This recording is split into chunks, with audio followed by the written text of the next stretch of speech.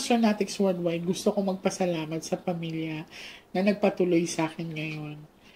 Um, Ito ay mabigat na responsibilidad dahil yung pagtitiwala binigay nila sa akin is hindi basta-basta. Um, Ngayon, tutuklasin namin sa pamamagitan ng baraha at pagtuwid kung ano pang ipapakita sa amin. Naway gabayan kami. In Jesus' name, amen.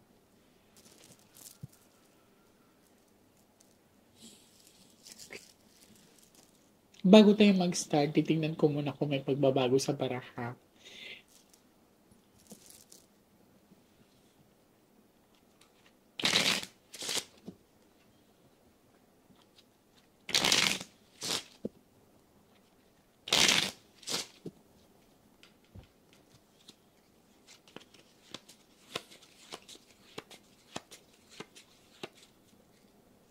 Pick one card.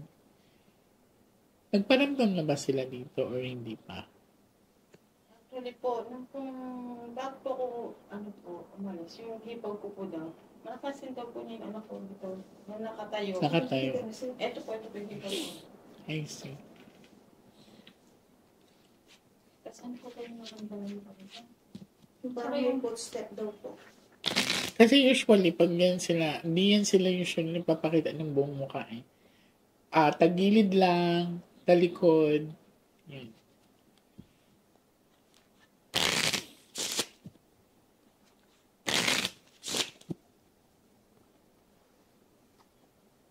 Cut the cards into 3 turning.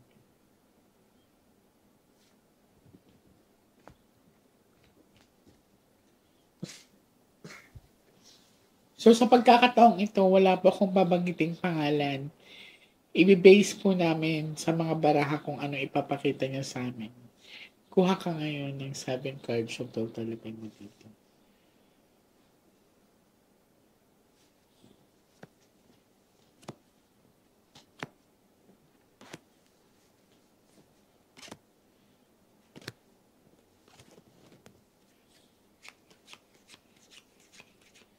So ikaw to, darling.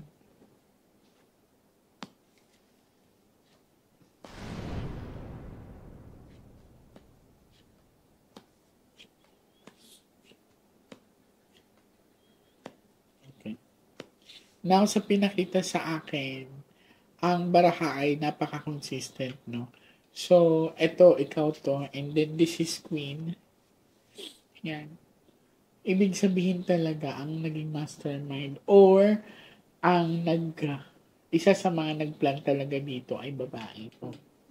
No? And, Jay, bakit may Jack dito? Ibig sabihin po kasi nito, maaring anak mo to, darling. This is 4 bucks of dark. So, ibig sabihin, ang four sides na dark is kabaong and 4 sides na flower, this is room. So, eto.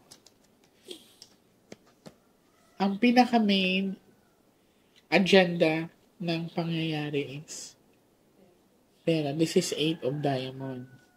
So, eto, nangangailangan talaga. Tandaan mo, Queen of ano ka.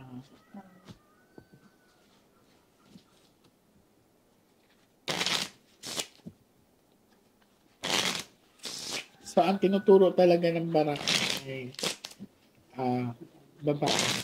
Kasi kung number 3 of hearts yun, tita, number 3 of hearts, ibig sabihin, mga third party or relationship yan. Hindi talaga unang pagbagsak pa lang ng baraha, pera na. Cut the cards into 3.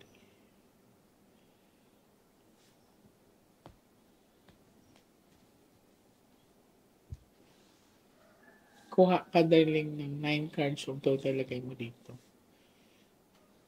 Magti-13 cards tayo, ha? Nakatulog ka ba na maayos?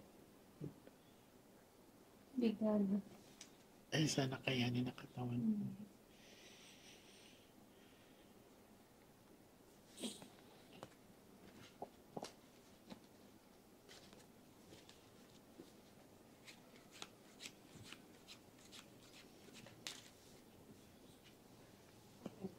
Flower. Ito.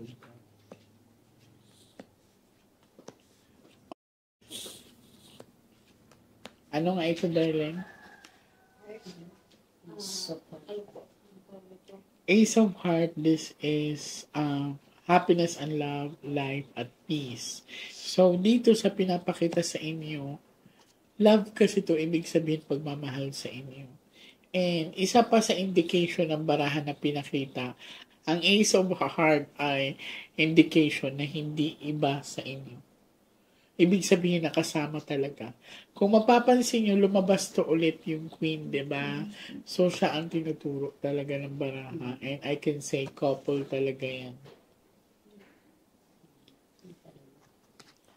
Tapos, ano nga ulit to? This is money.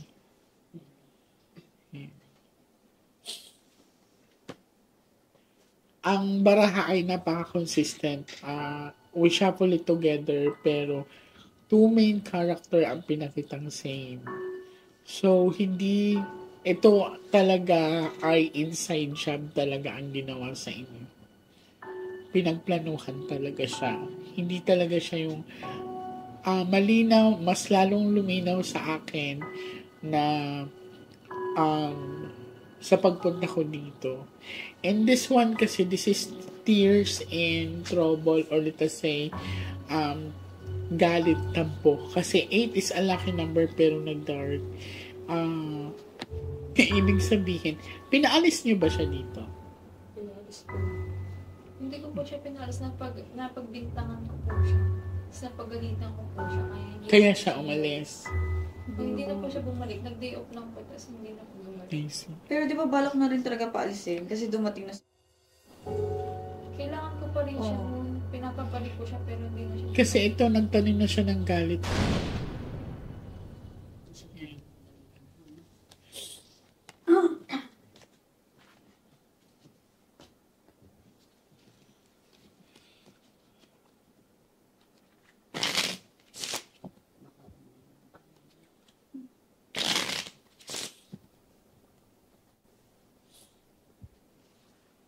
Kuha ka, darling, 12 cards of total. Ilan na yung kanina? 9. 9, 12. Tapos mag-13 time.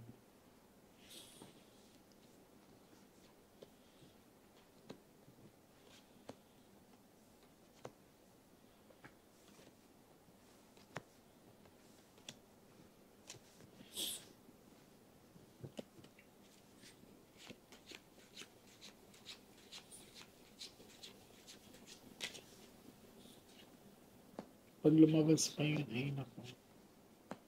Couple talaga.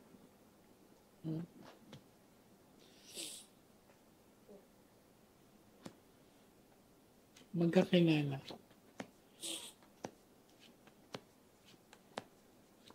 Ano nga ito? Money. So, pera ang purpose. This is a sharp object. They are asking for justice. This is a bad luck card. So, ibig sabihin, sa nangyari dito ay hindi talaga maganda. And, 4 na alas po ito. And this is a bad luck card. So, ibig sabihin, kung i-interpret mo yung baraha, itong couple na to ay may bad intention na. Oh, yes po. Tignan nyo mabuti. I-analyze nyo ang baraha couple. This is big amount of money. So, napag-usapan na ang pera. Siguro may itong babaeng to may nakitang pera dito sa bahay or nakarinig ng pera na pag-usapan. Kasi ito. And another one, this is 7 of hook diamond and 7 of hook sharp object. Tapos again, hindi ko na-explain sa inyo, this is a bad luck card.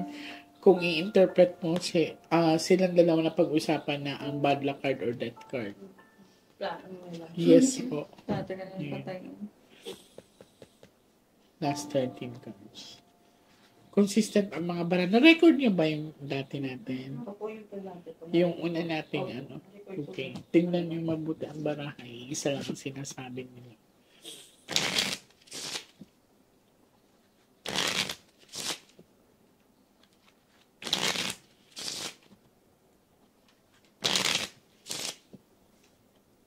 Cut the cards into 3.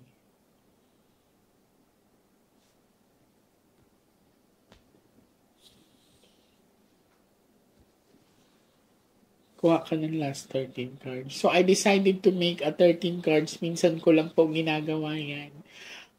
Dahil sa pangyayari dito, hindi talaga maganda. Especially na lumabas ang bad luck card.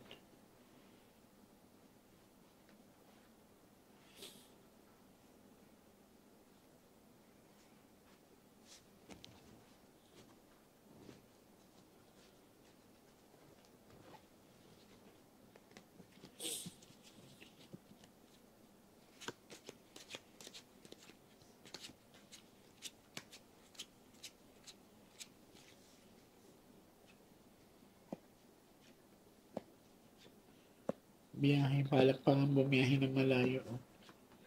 Travel and distance. Napapansin mo, puro itim Yes. ang baraha. Anong kulay ka nga kanina? Flower. Okay, Queen. flower. So, this is you, darling. And this is a representation na pinakita talaga sa inyo na may masama na mangyayari sa kanila. This is a bad luck card. Flower and distance kasi, so ibig sabihin paparating. No? Wala nagkaroon sa inyo ng parang pakiramdam or premonitions or yung tinatawag na yung weird feelings bago mangyari ang lahat. Kasi dito may pinakita kasi uulitin ko, this is flower, travel in distance, so paparating. So ibig sabihin, the universe is giving you yung tinatawag na pakiramdam. Nakakaiba. Ako po, pakiramdam ko, buhat po nang dumating ano ko galing abroad. Hindi po normal ang mukha niya. Malungkot po siya. Malungkot. Tapos, bawat kausapin ko po siya, hindi siya Nakadirect sa dumidiretso. mata? Hindi po siya dumidirekta sa akin. Kakausapin man niya ako, parang sandali lang po, nakaganon pa. Tapos, once na nakita ko po siya, yung face niya talagang sad na sad. Hindi po normal na hindi katulad ng dati. Oo. Na kahit nag-aaway kami, nagbibiruan, may something po talaga na hindi ko nakita sa mukha ng anak ko noon. Ngayon, nakita ko yung 2 months na sad yung mukha niya. Yes. Na parang hindi siya mapakali or what. Ganun po yung nakita ko sa anak ko. Isa sa ako sa anak ko. Tapos yung tatay nila, dalawang na hindi kami nag-usap. The last time na nag-usap kami at nagka-videoan, yung kumakanta siya, na parang iba po talaga yung ano nilang dalawa. Yun yung last na ano ko, tapos yung last ng ano. Nung nakasama ko sa Miss J sa umuwi siya, di ba, bakasyon po kasi siya. Tagaytay po kami noon. Lagi po siyang tulala. Tapos, biglang out of nowhere, sabi niya, ang tagal na natin, no? Kikilabutan. Sabi niya, ang tagal na natin, no? Kasi meron na daw yung mga, I do believe in science and yung mga word feelings kasi, mga ganyan. So, ito ay twice na po lumabas ang bad luck card. So, ibig sabihin, uulitin ko po, kung mapapanood man to ng ng abogado or something. Actually, ako dati, in-invite na ako ng New York. Ate, kasi, gusto nila akong tumulong din doon sa mga cases, mga unsolved cases. So, tingnan natin yung tarot card.